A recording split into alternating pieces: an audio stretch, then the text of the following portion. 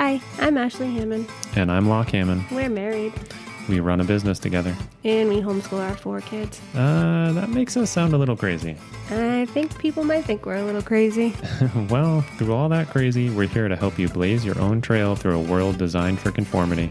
And break the chains holding you back from living an uncommon life. This is Trailblazers and Chainbreakers.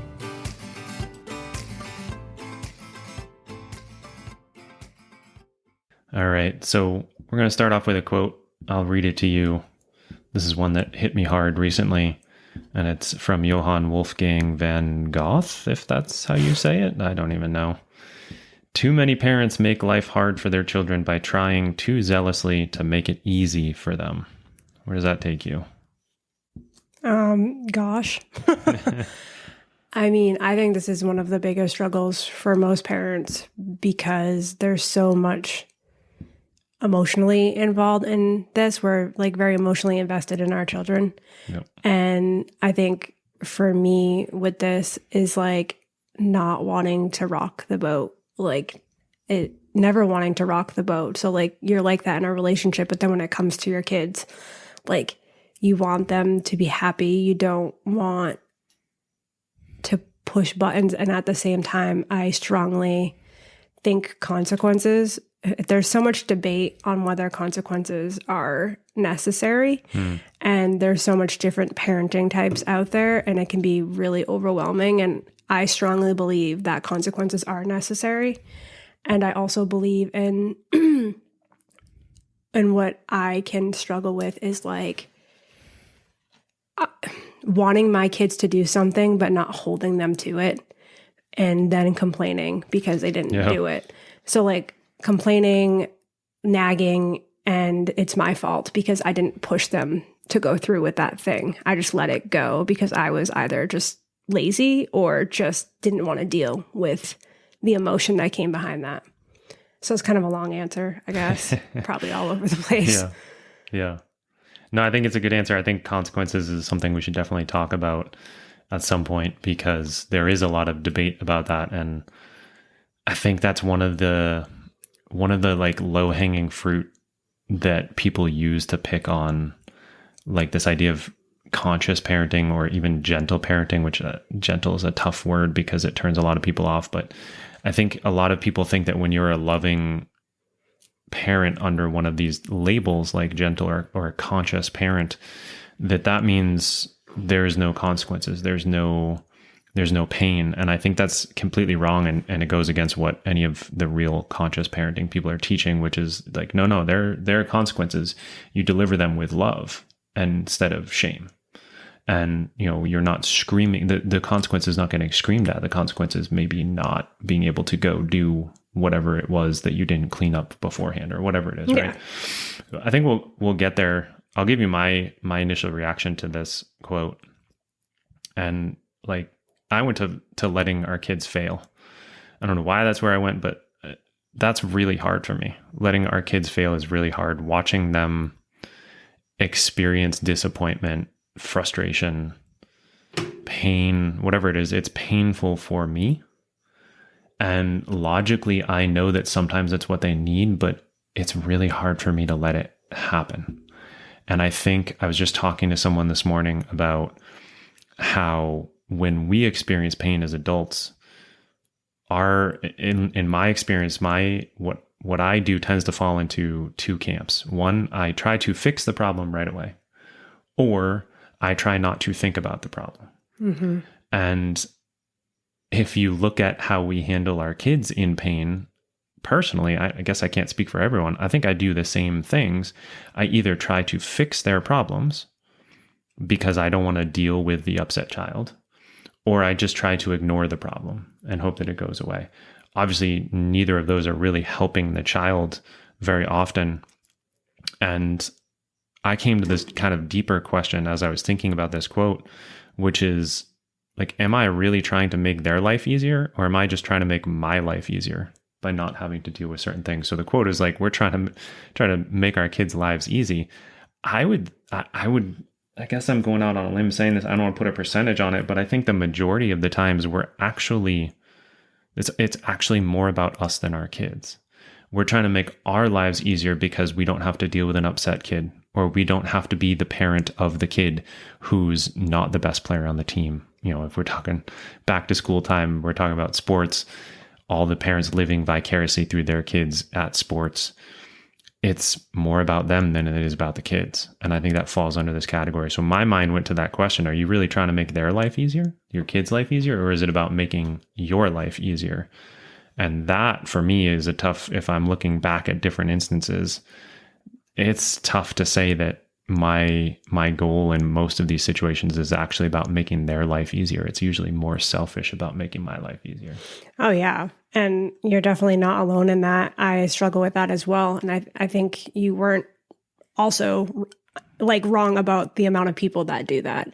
Yeah. I think we have to keep the end result in mind. And I think that's hard. Like, we have kids to raise them and then put them out in the world. Yeah. So like, if we're not letting them experience pain or sitting in their stuff, uncomfortableness, then how are they going to react and live in this world? And I think that's what the bigger problem is. And I think the majority of the way people raise nowadays, and I'm not going to go down a rabbit hole, is pure laziness.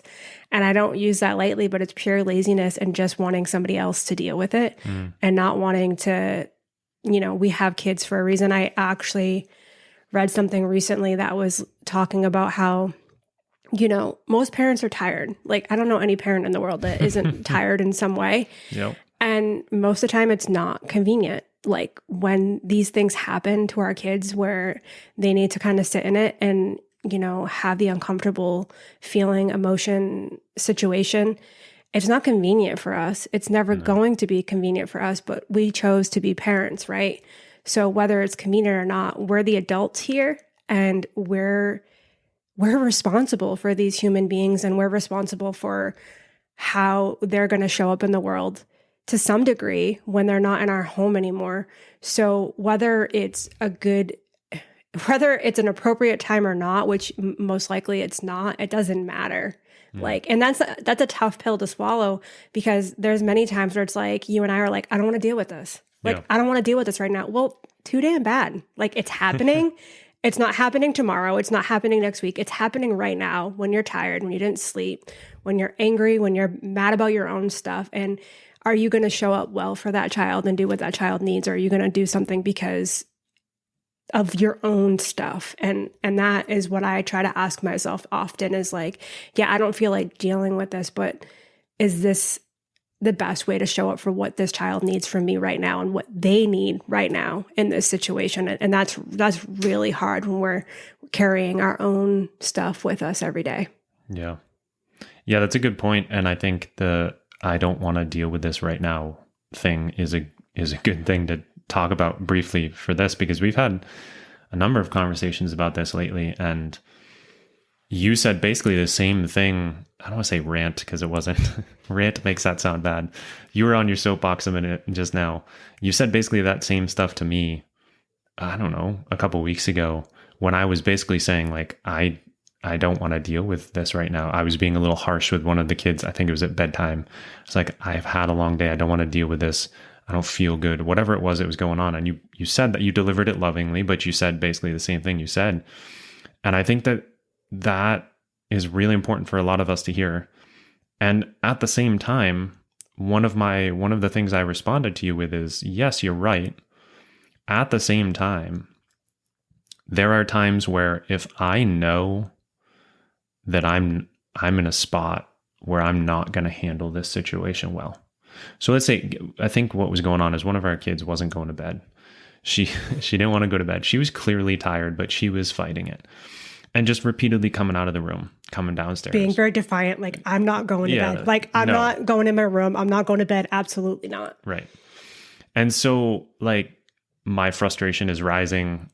You know, in my head, I think I'm using a harsh tone of voice strategically, but really I'm just snapping at her. And thankfully you stepped in, which is kind of where I'm going to go with this in a second.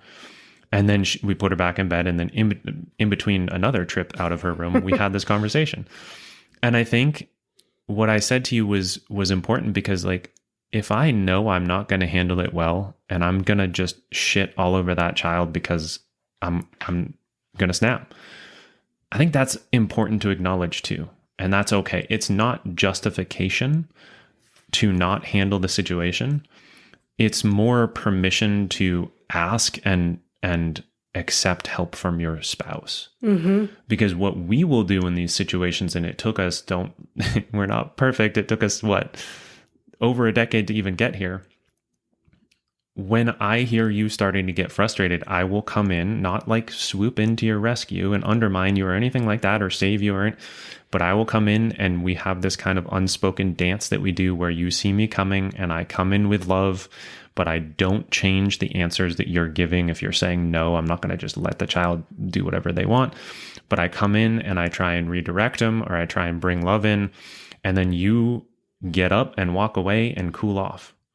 And then we've had this where we've gone back and forth 2 or 3 times in the same kind of de-escalation with a certain child, where it's like, then you hear me starting to lose my cool after 5 minutes of arguing with the child, and you do the same thing for me.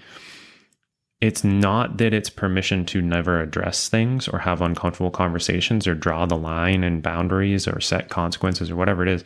But sometimes if you know you're going to screw it up, I do think it is okay to almost tap in, tap out, have your partner come in, and vice versa, because I've done a lot of damage trying to muscle my way through these situations of being like, nope, sheer force of willpower, I'm going to stay calm and I'm going to handle this and I don't need your help, Ashley. And then 2 minutes later, I'm screaming at a child and they're bawling and it's, traumatizing.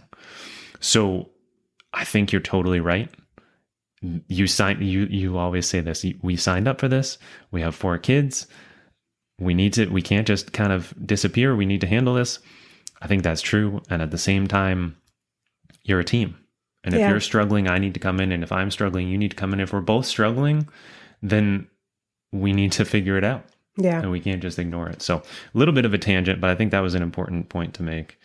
One more thing, and then I'll turn it back to you is I was thinking as you were talking a couple minutes ago about like trying to prevent the same pains and hurtful situations that I experienced as a kid, trying to prevent them for my kids, for our kids.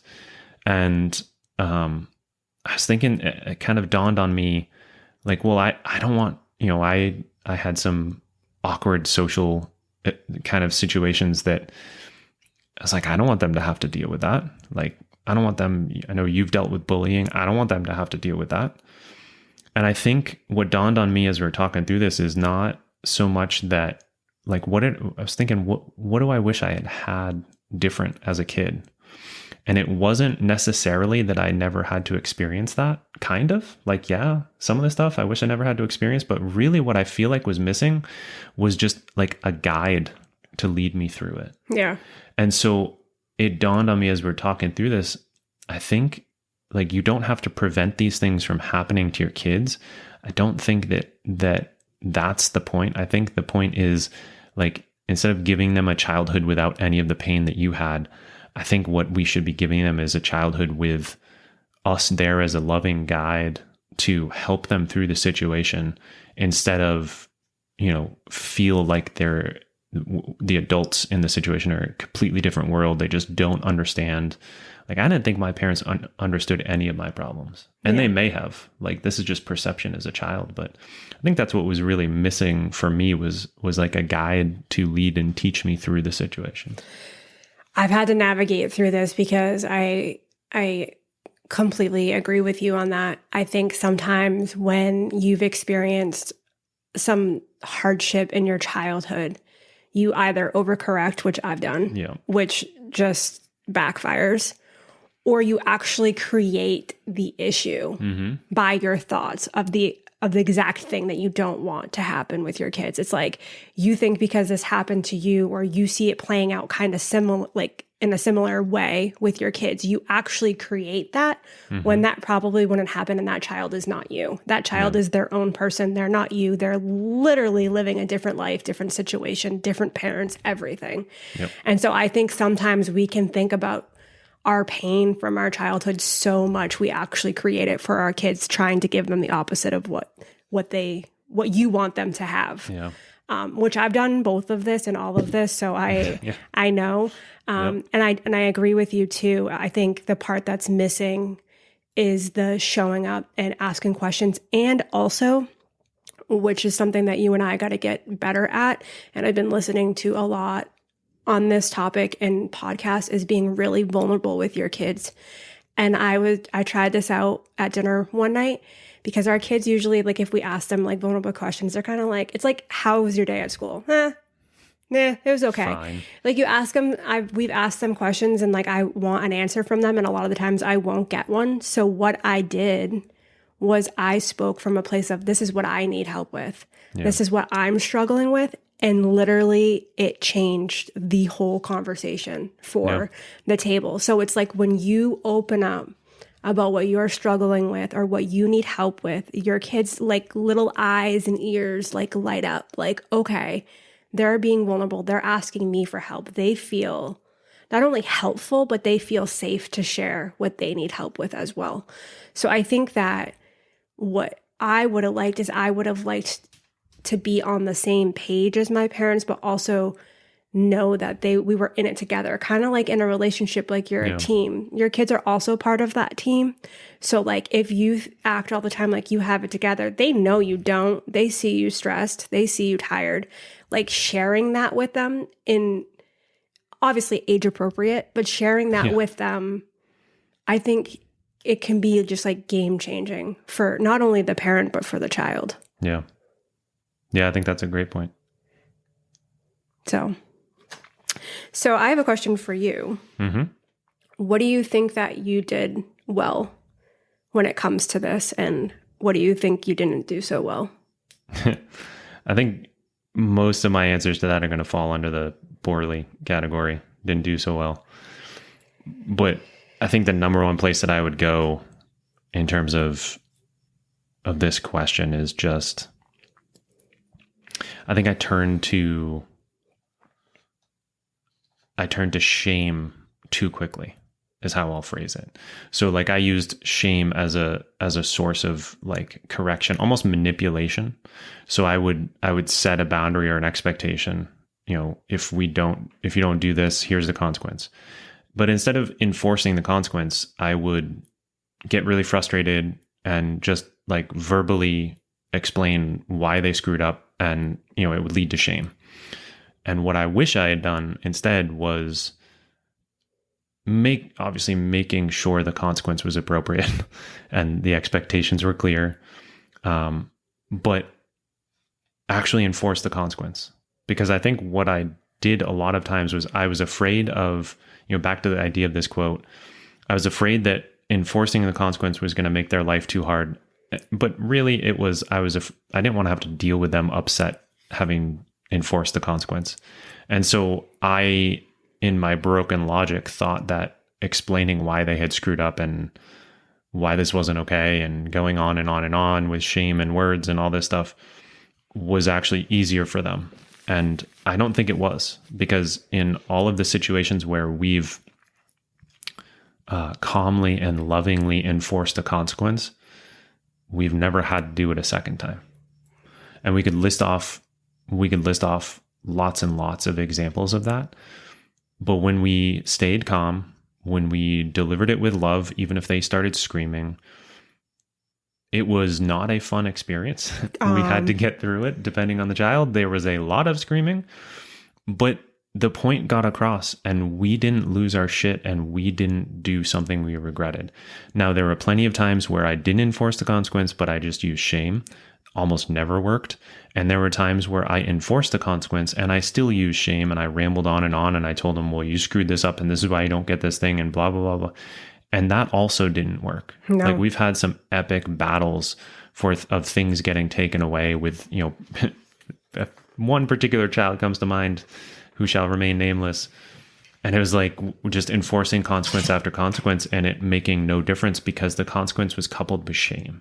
Yeah. And so the shame resulted in, I think, two things for this child. One, they shut down. their brain, their listening, their thinking, their reasoning, and two, whatever they did process just created a self-fulfilling prophecy. And like, well, I screwed this up, so I'm going to screw this up next time. And so I have plenty of things that I can list off on what I think I did poorly, but I think that's the biggest one. If we like an overarching kind of category, it was not using love over the shame and instead relying on the shame. Like a loving consequence, I think actually makes their life easier for real than just shame and no consequence, or shame and consequence. Yeah, and you're gonna to feed off of what you just said, you're gonna have different personalities that react in different ways, and there's some that just get quiet and just put their head down, and you can just see it in their face. And then there's some like, so the situation that we're talking about that just recently happened, where we did it lovingly the right way, that was really hard. And I think Locke ended up having to leave in the middle of us doing it. Like I got told, I was going to the grocery store. I hate you. Like I don't ever want to see you again. Like I want to leave. And we did it the right way. And even Locke was like, Ashley, are you sure that like we're going to do this? Like one more chance. And I'm like, no. But like, I'm going to interrupt real quick on that. I'm laughing because and I admitted it like in the moment of doing it. The reason I was doing that was because I knew how big a shit show it was going to be. Mm-hmm. And this isn't like, first of all, like we're not talking about like spanking. Like there's no physical consequence here. Like this child lost access to a thing for a day.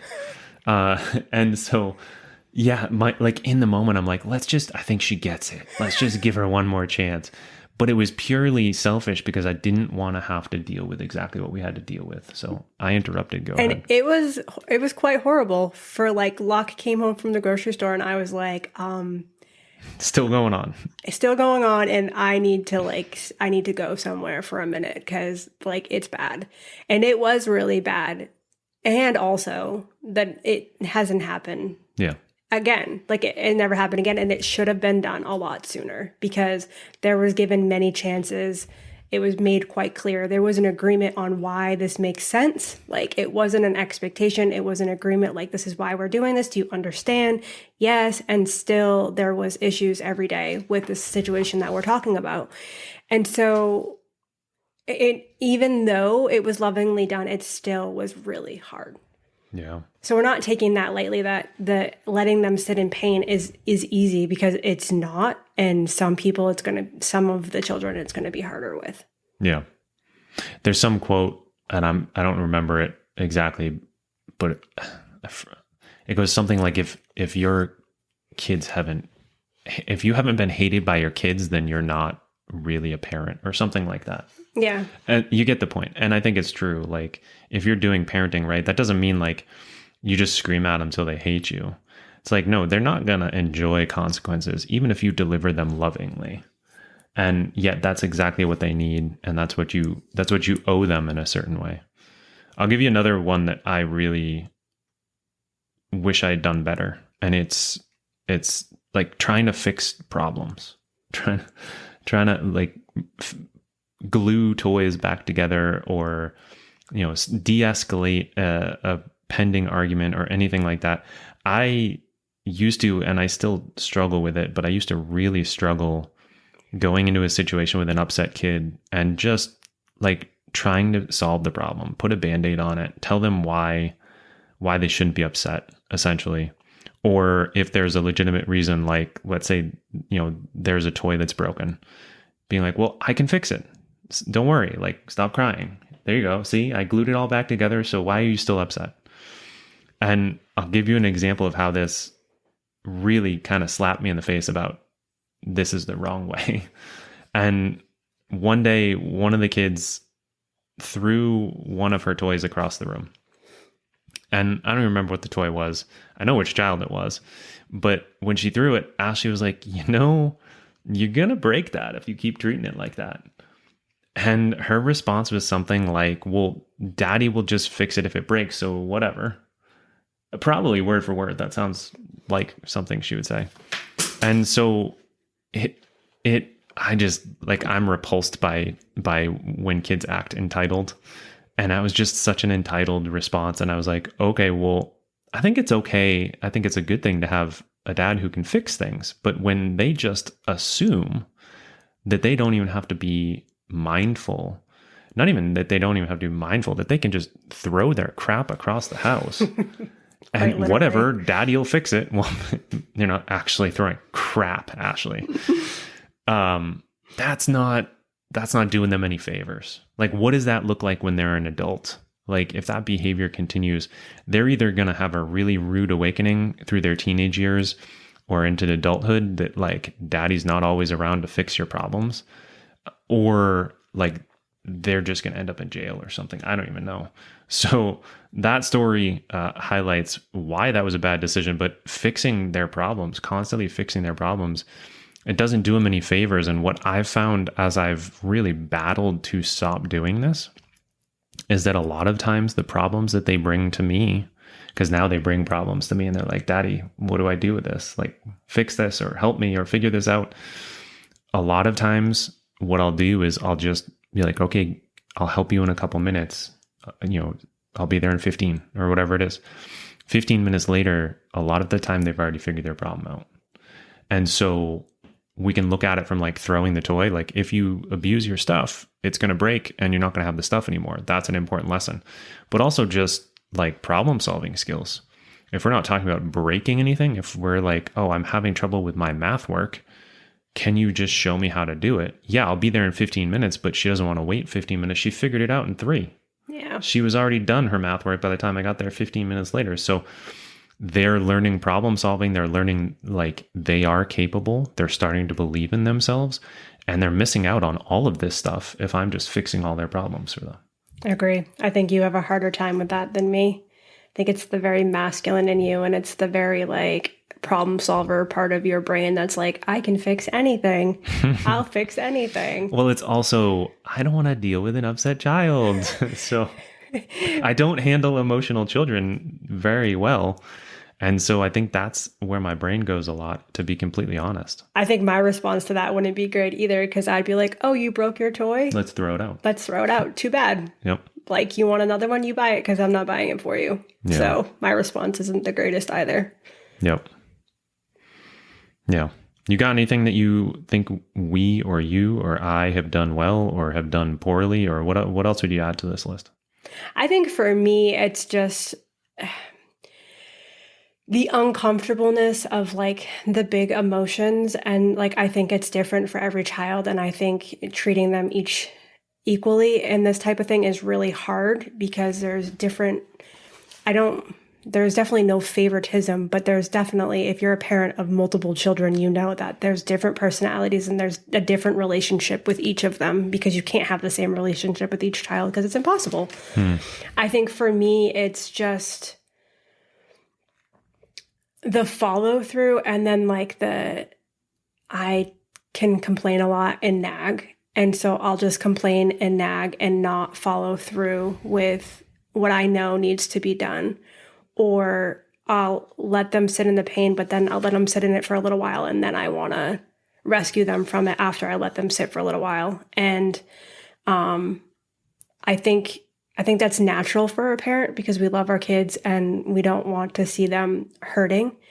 And I also think that it's like what you said, they can figure things out on their own. And if it's a situation where they've done something wrong, they don't need you to point that out for them. Most likely, as soon as like it's like happened and they know that you know that it's happened, they already know that they messed up. They don't need that rubbed in their face anymore.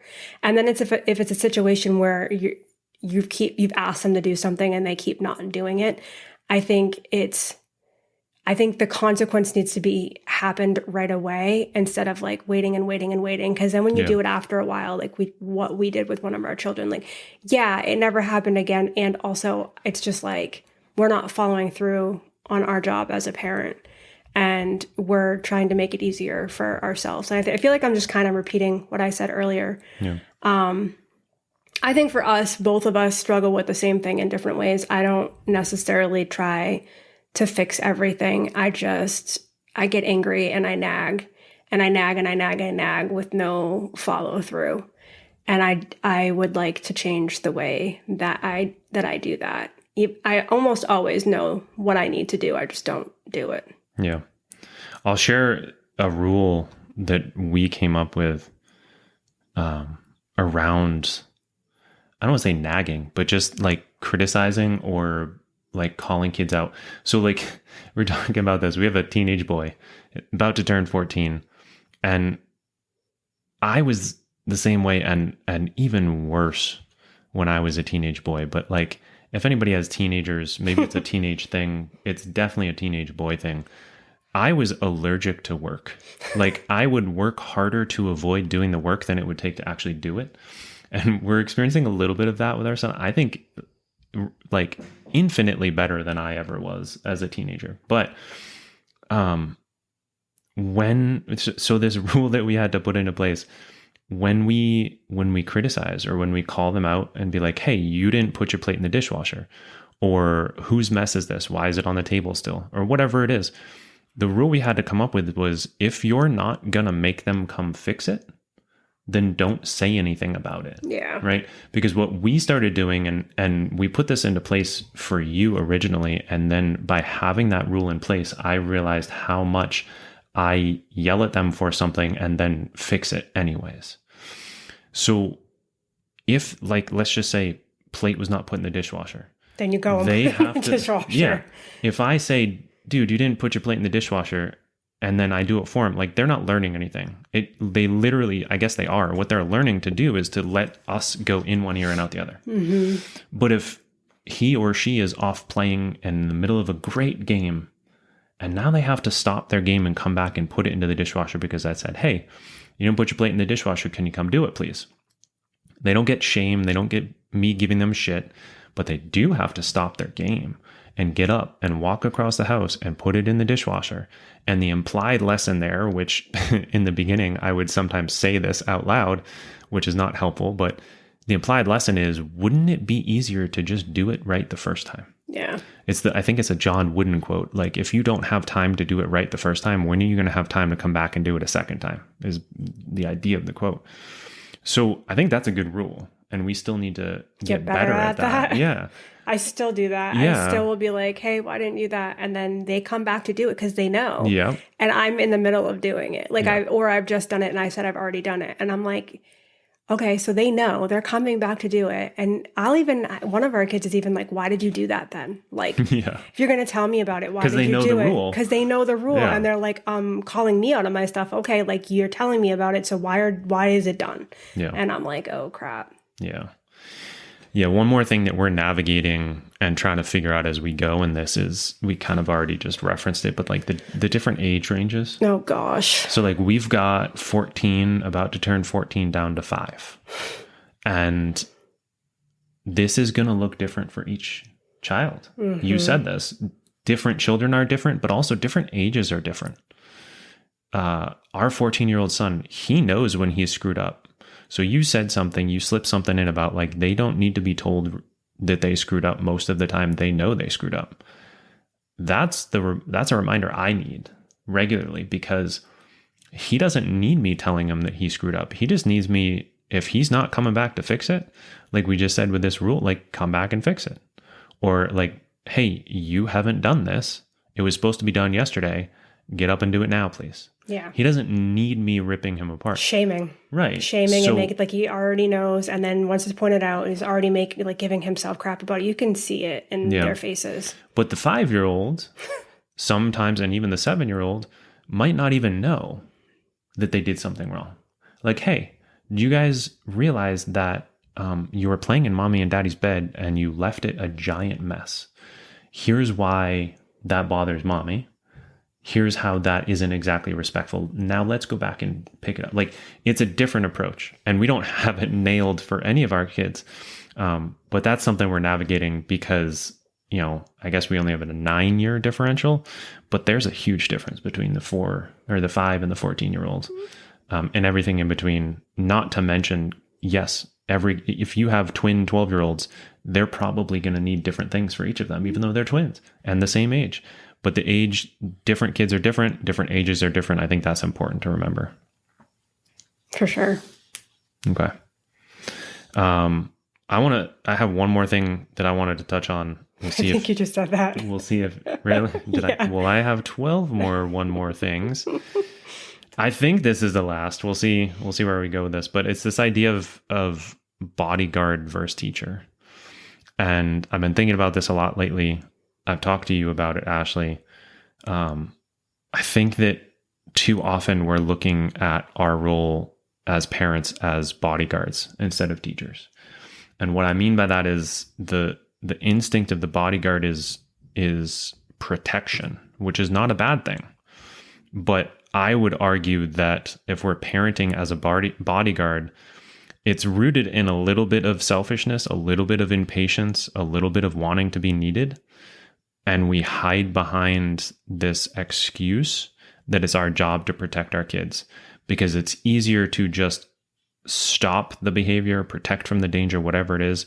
It's easier to do that than it is to actually teach our kids how to handle things. Yeah. So obviously, life or death situation, you're not going to teach your kids how to, jump out of the way of a moving car just so they have that knowledge. Like, no, you're going to not let them walk across the street when the traffic is coming. But a lot of times we've given a couple of examples through this, a lot of times we want to protect them from a mental or physical pain, but instead what we should be doing is teaching them how to handle it. And I think that a bodyguard just creates dependence. Yeah. And a teacher makes himself obsolete, or herself. I'm thinking in terms of me. So like if I'm a teacher to my children, my goal should be to train them, teach them how to not need me anymore and make myself obsolete. It's like it's a bittersweet kind of goal as a father. But I think ultimately when they leave our house, if we've acted as a bodyguard, they're just dependent. They're coming back and they're living in our basement till they're 45. But if we've acted as teachers, now we teach them how to handle the world. We teach them how to handle awkward social situations, or how to defend themselves, or how to deal with bullying, or how to just have a conversation with a friend who's hurt, or whatever it is. Instead of just insulating or protecting them, I think we need to teach them how to handle those things. Otherwise, we're failing, in my opinion. Yeah. And to piggyback off that a little bit, like teach and lead, like lead by example, right? And you're always like, kids learn from what you do, not what you say. And that's so true. Like you can just see them modeling and things you do, even the horrible, bad things that you do, Yeah. You see them modeling and you get angry with them and you're like, oh, wait, that's what I do. But I don't remember exactly what was said, but Melissa Smith from Family Brand, we had her on our podcast a while ago. She said something, I think her son is like either 16 or 17. And I don't remember her exact words, but she said, I've reached a different stage of parenting. And so like when they're little, you are somewhat protecting them. Like you're protecting them from falling or doing this or doing that and choking and teaching them how to eat and all of these things. But then it's like what you just said about like different ages, like navigating like 14 versus 5. I think that with parenting, and I'm going to jack up what she said, there's different levels and you reach different parts of parenting. And I said this to you earlier on, like Kyron's going to get to a certain age where we're going to have to push back even more of like parenting and more like being like, okay, you want to do this. Well, this is the consequence. This is what could happen if you do this. And now it's your choice. Like you make the choice on what you want to do, knowing that he could very well fall on his face, but allowing him to like know the impact of what can happen if that decision is made and being able to make that decision. So I think I love what you said. And I also love the fact that there are very many different stages of parenting. Yeah. And so those aren't mutually exclusive. So like, look at our kids' ages, right? So if we take like you're talking about like a young kid, so our youngest is 5. Yes, we're going to be a little more protective if you want to use that word, but we're still going to be teaching. Yes. Right? So we just went last week camping. We're up walking through the little downtown area, going from shop to shop, crossing the street, waiting for the signal to cross the street. I am holding her hand very tightly. Because she will cross the street while the cars are coming. I'm not just like yanking her back. I'm saying, do you see that little sign up there with an orange hand? Yeah. This is what that means. And in a minute, when we're ready to cross, it's going to turn into a little white outline of a guy walking. And then we're going to go across. But we still need to look both ways. It's not just yanking her back, it's actually teaching her. So even in those young ages, we're still teaching.